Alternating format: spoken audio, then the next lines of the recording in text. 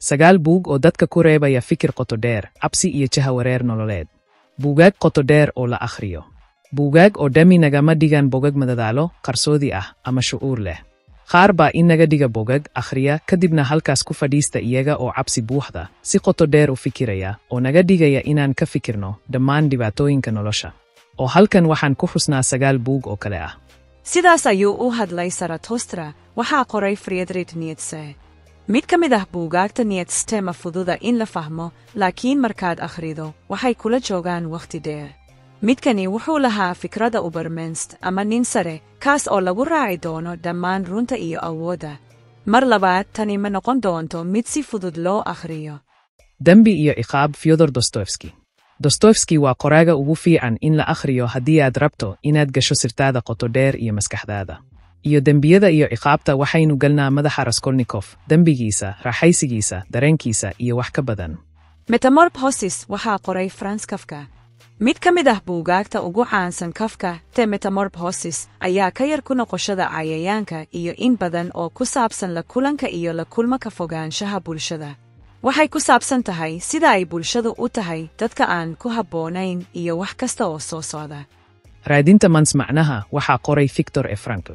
Frankl wuxuu ahaa ka badbaaday Holocaust, buuggiisuna wuxuu kaa dhigayaa inaad dib u fadhiisato oo aad si qoto dheer uga fikirto nolosha. Buuggan waxa uu kaga hadlayaa sida rajada boodboodka iyo raadinta ujeeddada nolosha ay u caawiso inay maraan wejiyada ugu adag.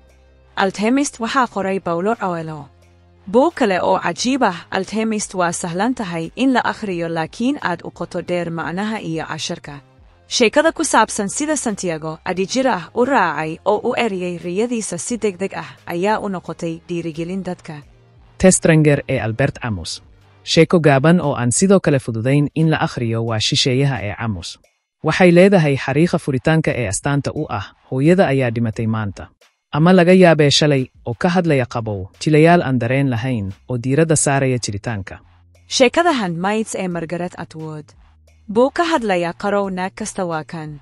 Deji mustaqbal dystopian ah oo haweenku aysan wax xuquuq ah ku lahayn naftooda. Tani waxay kaa dhigaysaa inaad ku hakado nolosha oo aad ka fikirto dhammaan wixii aad qabsatay iyo sida ay nolosha ugu fun tahay qaarkood. Sawirka Dorian Gray ee Oscar Wilde. Buug kale oo kaa dhigaya inaad si adag nolosha u eegto waa kan. Waxay raacdaa Dorian, nin dayar oo wejigiisu uusan dawaynayn, laakiin naftiisu iyo sannado badan oo uu ku noolaa wax aan micno lahayn, ugu dambayntii waxay ku dhufatay akhristayaasha inta uu ka ganacsanayo weji quman. Qudyaqaanka waxaa qoray Han Kang. Buugga abaalmarinta Nobelka ee lagu magacaabo The Vegetarian sidoo kale waa ay adag tahay in la akhriyo, taasoo kaa dhigaysa inaad hakiso dhowr bog kadib. Waxay la socotaa nolosha haweeney caadi ah oo kadib Rio Gori go'aansatay in aysan cunin hilib dambe, iyo Nofaku wuxuu sheegayaa wax kasta oo soo socda oo burbura.